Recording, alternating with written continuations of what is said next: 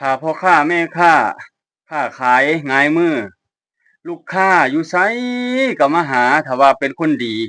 ซื่อสัตย์สุจริตกับลูกค้ากินบ่กินเกินกับหลอกกำไรอาบวกก็บ่บวกเกินพอไปพอมาเนาะพี่น้องเนาะเอาพี่น้องสบายดีสวัสดีอีพ่ออีแม่ลุงป้าน้าอาพี่น้องเอ๋ยพ่อใหญ่แม่ใหญ่สุขทุกคนเนาะพี่น้องเนาะ พี่น้องมื้อนี้เนาะบ่กล้องก็พามาเบิ่งช่องตาอูพี่น้องบรรยากาศสิพามาเลาะมาลองเบิ่งบรรยากาศไปให้มันสุดเนาะพี่น้องเนาะอัปเดตเบิ่งนำกันพี่น้องเอ้ยเหตุการณ์เนาะก็บ่อยากเว้าในมุมที่มันสิเฮ็ดผิดเถียงกันเนาะก็เลยพามาเบิ่งบรรยากาศเนาะพี่น้องเนาะเลาะเบิ่งบรรยากาศนำกันซะก่อนพี่น้องจังมาหาอันพูดคุยกันเนาะพี่น้องเนาะอืมโอ้ป๋าไปใส่นอบรรยากาศตอนนี้ก็เป็นตะเลาะตะลองอยู่ได้อพี่น้องเอ้ยคือครึ้มฟ้าครึ้มฝนบรรยากาศก็คือพี่น้องเห็นนี่แหละนี่คนก็มันแบบว่าคนแถวท้องถิ่นแถวนั้นนะเขาจะก็ไปเล่นไปเที่ยวแล้วเบิ่งบรรยากาศคนอันส่วนมากจะเป็นอีหยังพ่อใหญ่ จะเป็นรุ่นพ่อใหญ่ส่วนมากพี่น้องปวดหูปวดตารักลูกรักเมียไปส่วนมากนี่เว้าตามความเป็นจริงเด้นี่ส่วนมากเขาเจ้าสิมักไปจังซี่ได้คนไปหาประสบการณ์เนาะเออแบบว่าความเสี่ยงความเสี่ยงจักหน่อยความเสี่ยงตัวรักลูกรักเมียไปคือความเสี่ยงพี่น้องแต่ว่าเป็นตะเล่นตะเที่ยวอยู่พี่น้องมันเป็นบรรยากาศแบบเก่าๆค้าขายง่ายมือแบบอันคือแต่ข้าวแต่พ่อแต่แม่คือเพิ่นเว้าสู่พี่บ่กล้องเพิ่นฟังแต่กี้นะพี่น้องแต่กี้แม่บ่กล้องเนาะแม่ใหญ่พ่อใหญ่เราเปิดร้านอันนั้นนะพี่น้องร้านต้มเหล้าขายหั่นนะคล้ายๆคือบรรยากาศแบบนั้นยามบุญยามงานเพิ่นเอาเหล้าไปขายหั่นนะ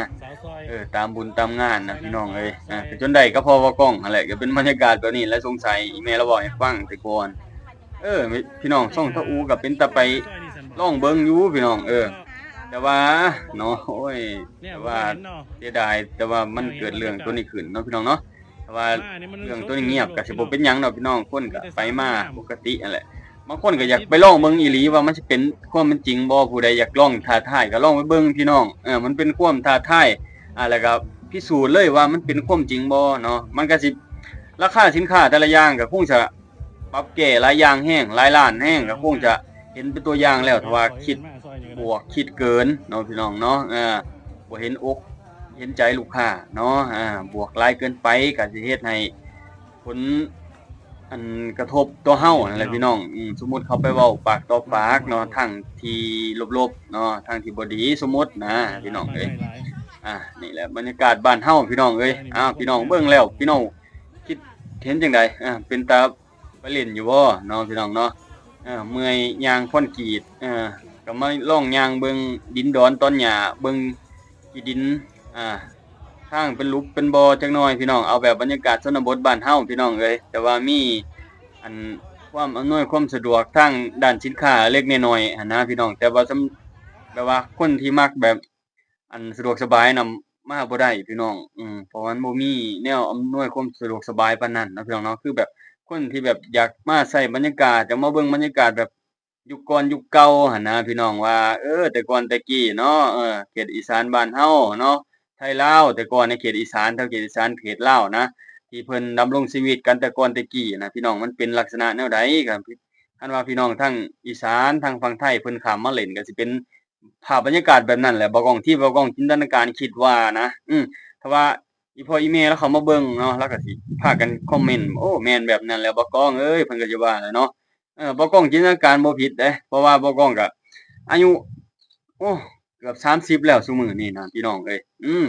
ก็เคยเห็นในจุดๆนั้นมาอยู่เนาะพี่น้องเนาะเคยเห็นในจุดๆนั้นมาอยู่เนาะจุดที่ว่ามันบ่ทันเจริญเนาะตอนนั้นบ้านบ่ก้องก็บ่ทันมีไฟฟ้าเด้ไฟฟ้าเข้าประมาณ10ปีเนี่ยบ่ก้องประมาณอายุประมาณ13-12ปีนี่แหละตอนนั้นเด้อพี่น้องเอ้ยตอนนั้นเขาไปอยู่ก็12-13ปีเนาะตอนมาอยู่บ้านใหม่ๆอยู่บ้านแม่เจ้าของนะไฟฟ้ากำลังเข้าแต่อยู่บ้านพ่อบ่ก้องน่ะคือว่าบ้านเพิ่นเจริญแหน่เพิ่นก็ไฟฟ้าเข้าก่อนก็พอไปพอมาแต่ก่อนแต่ว่าบรรยากาศแบบนี้นะพี่น้องที่บ่ก้องเอามา พามาให้เบิ่งนี่ช่องตาอูนี่ก็เป็นตาไปเล่นอยู่ดอกพี่น้อง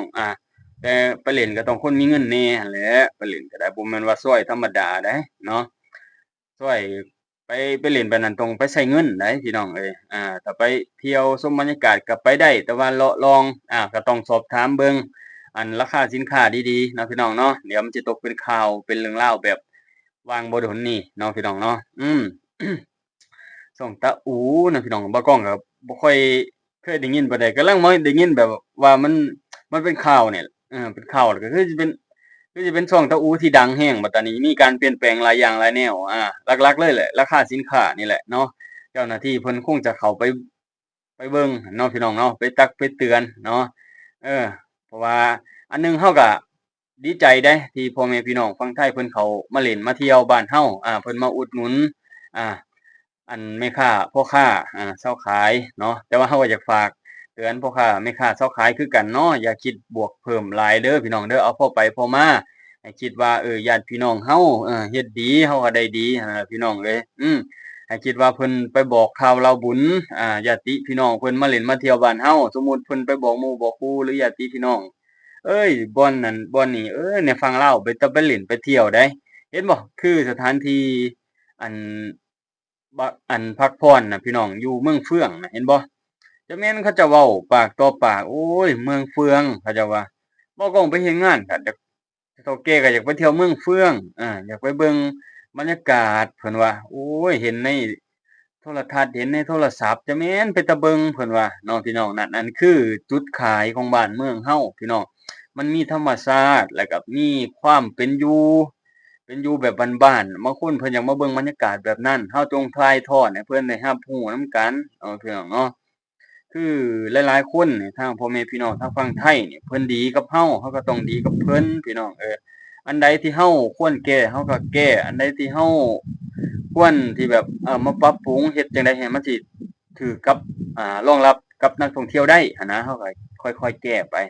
บ่แม่นว่าเฮาจะมาเว้าแล้วก็เฮ็ดทีเดียวเลยมันเฮ็ดยากอยู่ดอกบ่กล้องก็เข้าใจคือกันเนาะพี่น้องเนาะคือว่าทุกมื้อนี้ราคาสินค้าทุกอย่างมันก็ขึ้นแต่ว่าเฮาก็อย่าขึ้นเกินหน้าเกินตาหลายเนาะพี่น้องเนาะเอาขึ้นพอไปพอมาเนาะเอาขึ้นพอไปพอมาอันขึ้นหลายเกินไปก็นี่แหละพี่น้องมันก็เป็นข่าวคือแนวนี้แหละเนาะเบียร์3ลังบัดว่าคิดจนฮอด 8,000 บาทแม่นอยู่ว่ารวมค่านั่นค่านี้เนาะอืมแต่ว่าก็คิดเกินไป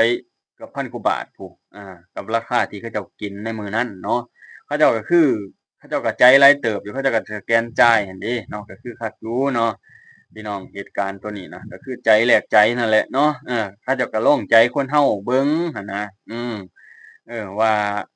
เจ้าสิเอาอีหลีบ่เราถามแหละบ่กล้องก็ครับติดตามเบิ่งคลิปมันรายละเอียดคักแน่เลยเนาะอืม แต่ว่าทางแม่ค้าบ้านเฮาเพิ่นก็ออกมาชี้แจงเรื่องราวแหละเนาะบ่กล้องก็ได้เอามาให้พี่น้องได้รับรู้เบิ่งนำกันแล้วเนาะเอออันนี้แหละพี่น้องเอ๋ยจั่งใดก็ถอยคนละก้าวเนาะพี่น้องอันใดบ่ถูกบ่ควรบ่กล้องก็ต้องขอโทษแทนแม่ค้าเจ้าขายเนาะที่เพิ่นได้ล่วงเกินหรือได้คิดอ่าค่าสินค้าเกินไปเนาะพี่น้องเนาะเฮ็ดให้บ่พอใจเนาะ บ่กล้องก็ต้องขอโทษขออภัยหลายๆเด้อพี่น้องเด้อบ่อยากให้มันเกิดเรื่องราวแบบนี้อยากให้รักแพงกันเบากล้องอีหลีพี่น้องอยากให้รักแพงกันให้รักแพงกันแบบเฮาไปนั่นไปนี่ให้คือแบบว่า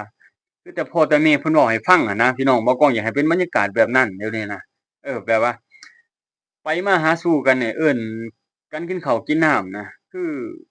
ในเขตบ่าวกล้องอยู่นะเขตหมู่บ้านแถวบ่าวกล้องอยู่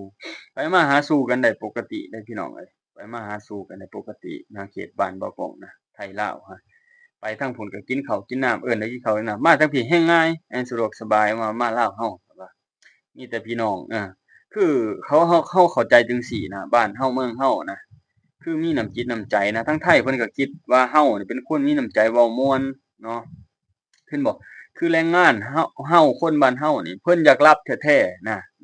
เห็นบ่พี่น้องนี่คือความที่เพิ่นเอ็นดูซุมเฮานะพี่น้องเออเอ็นดูซุมเฮาเห็นบ่คนที่ติดในถ้ำ7คนน่ะก็คือมูลนิธิของกู้ภัยทางไทยนะเขาจะมาช่วยนะพี่น้อง นี่คือความดีของเพิ่นเดี๋ยวบ่กล้องสิมาเว้าสู่พี่น้องฟัง มันมีมันมีกลุ่มบางกลุ่มหั่นแหละที่บ่มักเนาะพี่น้องเนาะแต่ว่าคนส่วนหลายเอาเปอร์เซ็นต์หลายๆเลยเนาะพี่น้องเนาะคนที่ไปมาหาสู่กันจริงๆนี่กับไทยนี่คือเฮานี่ได้สัมผัสตัวจริงนี่เฮาสิฮู้ดีไผสิว่าโอ๊ยเป็นขี้ข้าไทยก็ว่าเถอะมันบ่แม่นความจริงเนาะพี่น้องเนาะไปพุ่นน่ะเขาบ่แม่นสิกดหัวขี่ใส่กระดอกกระเดี้ยขนาดนั้นแม่นบ่พี่น้องบางคนน่ะให้มาเว้าสู่พี่น้องเพิ่นฟังแหน่ที่เห็นคลิปเบากล้องเด้อพี่น้องเด้อเอาประมาณนี้เฮาจังเว้าพี่น้องคิดเห็นจั่งใดก็ลองคอมเมนต์เข้ามาลองเบิ่งเด้อพี่น้องเด้ออืมขอบคุณหลายๆอีพ่ออีแม่เนาะพ่อใหญ่แม่ใหญ่ลุงป้าน้าอาที่เข้ามาติดตามรับชมเบากล้องที่แวะมาให้กำลังใจเด้อพี่น้องเด้อฝากกดติดตามแหน่เด้อพี่น้องเด้อให้มันฮอด30,000แหน่